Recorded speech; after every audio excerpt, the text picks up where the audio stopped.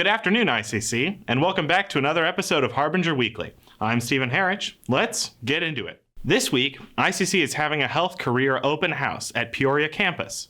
It gives us students a chance to discover career-building programs that fit with your schedule. The Health Career Open House is November 18th at 4 p.m. to 7 p.m. at Arbor Hall.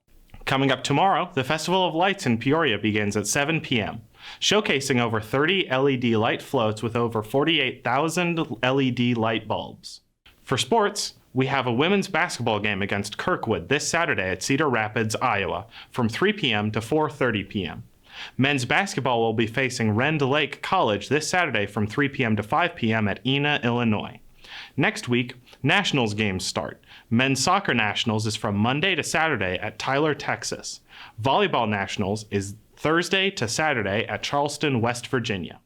You can support the Cougars and find out more information about our athletics by visiting ICC's academics page at icc.edu/athletics/calendar. Read more about our teams in our articles uploaded to Harbinger Student Media website, located at iccharbinger.com.